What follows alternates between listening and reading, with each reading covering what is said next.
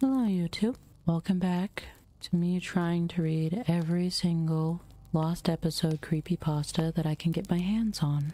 I swear I'm not losing my mind yet with these things, with these stories. It's fine. I'm fine. But I am very much trying to record these, edit these, and get it to you guys so that I can maintain a weekly upload schedule of this specifically. And just to let you know, as I record this, not even the first one has gone up onto YouTube yet. It's scheduled, but it has not gone up yet, so I don't know how well these are actually doing as of right now.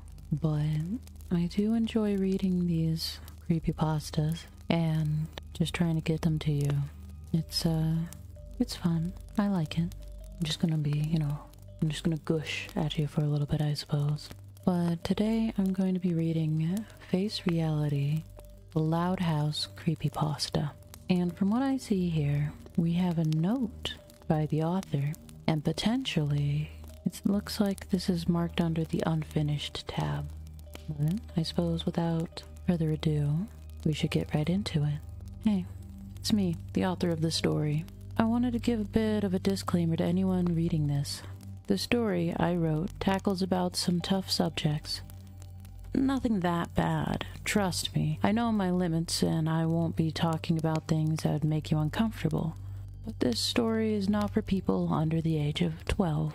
I'm not saying it's not safe for work, but it is a bit surreal, to say the least. And it might be, well, not frightening, but it may give you a feeling of sadness and anger. It took me a lot to make this story. And all I have to say to you, the reader, is this. It is good in this vile world. Many of it, as a matter of fact. But don't go on thinking you have it all figured out, because you don't. Every day you learn something new, whether it is good or not. So think of that as you read this. Also, if I were you, I would get a snack. After all, this is about 1 to 2 hours long. Got that? Good. Now sit back, dim the lights, and get ready to read a Loud House Creepypasta, which I call Face Reality. P.S. If there's anyone who wants to narrate this or review this, please read the warning. People are gonna need it. Chapter 1. The Dream. The clouds in the sky had started to grow darker and darker as the days went on. The town of Royal Woods had been experiencing quite a bit of dreadful weather throughout the week due to a hurricane near the coast. It caused the sky to turn dark and gloomy, and for it to rain all day long. This made many people in the neighborhood stay in their homes and wait until the sky returned to a normal state. Each of the streets remained empty, as well as the nearby houses. Well, everyone except for the Loud family resident. You see, the Louds were exactly what you think they would be.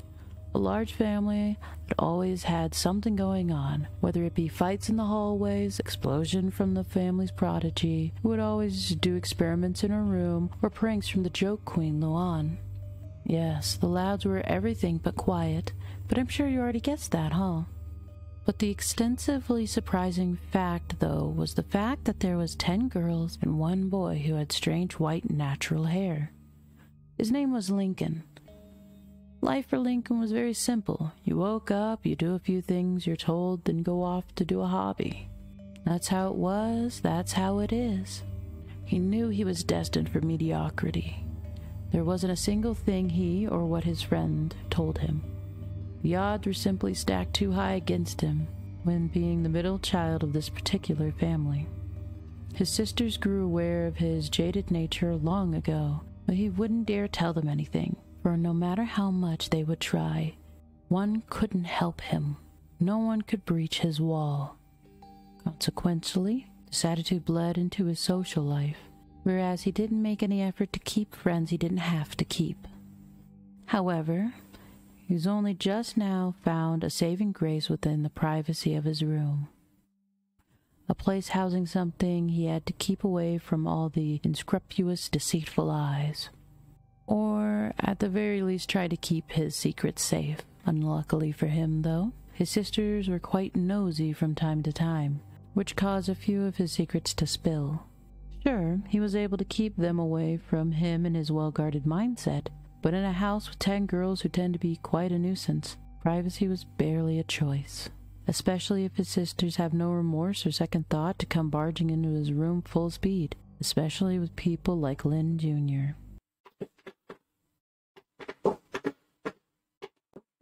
Allie.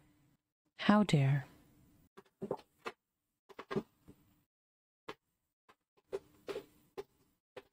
Allie, please stop. Lincoln did have a trick up his sleeve that he liked to use on a regular day basis. It would keep his sisters and even his parents from seeing him let out his toxic mindset, and that was in the attic. You see, no one ever went up there anymore, especially since something leaked through the roof. Sure, it was patched, but there was also the freezing temperature that even Lucy didn't enjoy it. So, almost every week, Lincoln would get a coat and secretly go into the attic, but not by the ladder due to it being too noisy. And if his sister saw him going up there, they would be suspicious since nobody dared go up there unless they needed to clean. So instead, Lincoln would use the air ducts when Lucy wasn't in her room. After Lincoln would climb out of the vents, he would then put a tarp over the cover, on top of that a few boxes. After all, Lucy did crawl through almost every space in the ducts, so if she saw him up there, he would come to the same fate of his other sisters seeing him. Lincoln used to cut himself in the attic with a knife that kept in his closet. It was a way to punish himself for his deeds. He always thought that he was the one that made everything worse for his family and just anyone in general. I swear to God, Lincoln thought that everyone would be so much better and so much happier if he was just gone. But he didn't want to end his life right there. Sure, he thought he was just a burden on everyone, but if he decided to end it all right now, his family would go into a state of depression that would lead to a lot worse. No, what Lincoln wanted was to turn back the clock and just prevent himself from being born. That way, his family would have no one to miss. Sure, they'd be sad, but they'd get over it eventually. After all, they would have never met him or got to know him or even love him. That would be a much better fate, in Lincoln's darkened opinion. Lincoln never stopped using that knife, though. He became addicted and cutting his arm slightly. Then he would return downstairs and eat dinner, nobody suspecting anything. The cycle of Lincoln's self-harming routine didn't stop unless he was somewhere else or with his friends. The worst part was that nobody was suspicious about where Lincoln was during the day. Allie, no. The worst part was that nobody was suspicious about where Lincoln was during the day. Allie won't leave me alone. I'm recording something. Go away, Allie.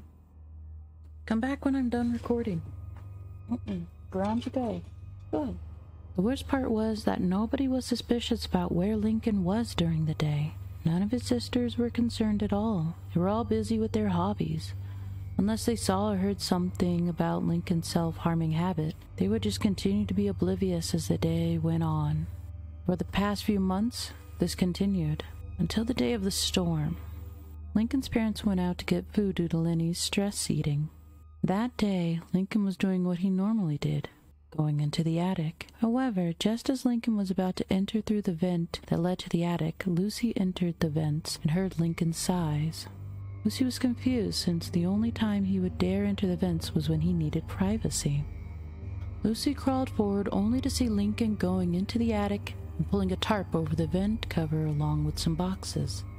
Lucy attempted to see, but the tarp was too thick, and it blocked anything for Lucy to see why her brother was up in the attic during a storm.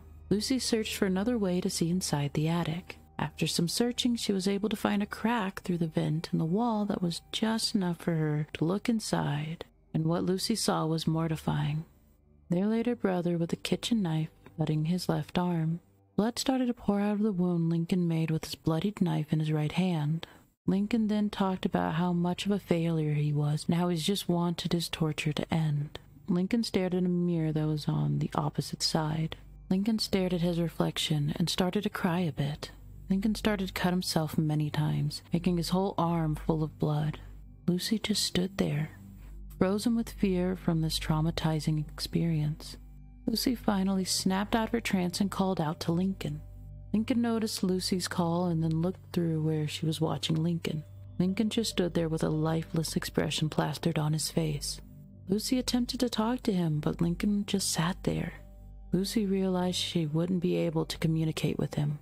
Lucy crawled to the vent's cover and pushed it harder. As the cover started to open, a sound was heard from the other side. The attic door opened and the ladder falls to the ground. Lucy pushed the vent cover fully. Lucy ran into the attic and down the ladder to see Lincoln closing his door.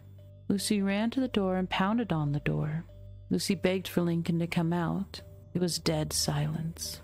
The sound of Lucy's desperate cries alerted the others. They questioned why she was crying. Lucy was just trembling with fear, with no answer. The others decided to just go back to what they were previously doing, leaving her just sitting there, looking at Lincoln's door, sobbing.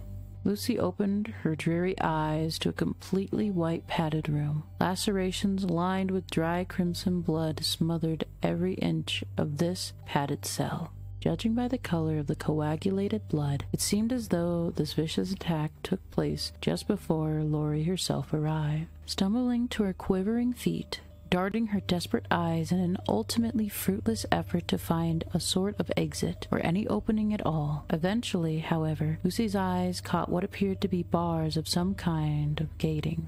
Slithering over, she managed to tear away the grating. She tossed it away, peering down at her feet and into the murky abyss below. It seemed big enough to fit, but it was a tight and dusty squeeze as she crawled her way in head first.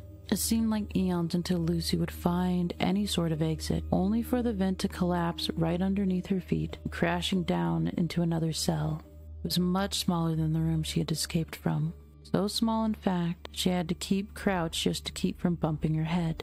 Although there was a saving grace to be found, as this room did have a door, and better yet, it was unlocked. With stars in her eyes, she hurried her way out and into a long, dreary hallway, dousing whatever hope Lori. Who is Lori? Who is Lori? The hell? Dreary hallway, dousing whatever hope Lori may have had prior. The hallway itself was lit by a dull white and yellow color that lined the walls in a sporadic pattern, without order. She followed what seemed like an endless corridor of cell doors until eventually she reached what appeared to be a lobby with an elevator in the center of all the benches and potted plants that by then had wilted and turned a dark yellowish green. Lucy examined the elevator that stood before her, hoping that it would help her reach an exit to this hospital. Unfortunately for her, the lights above the heavy metal doors were off, which meant the power was off. So I'm not finding any more of the story. I don't see any indication of a chapter 2 yet, but I don't know. The sudden switch from it being, her concern about her brother to just being in a padded room throws me off without any more context. I can only assume this is like a recession into her own mind, or is it trying to say that this one traumatic experience caused her so much distraught that she had to be put in a hospital? But if that was the case, why is the power out? Why is there no staff? Lot of questions. I have no answers. 3 out of 10. Again, it's not the right questions. I mean, half of them are the right questions, but I just don't think this one's a particularly good story. I don't know. You can always express your opinion. Let me know what you think, whether or not you agree, but I'm just not impressed. That's all I have to say. I hope you enjoyed the reading. I really do. I hope to see you guys again for the next reading, but it's bye-bye for now. Bye! Allie, could you not make so much noise while I'm recording?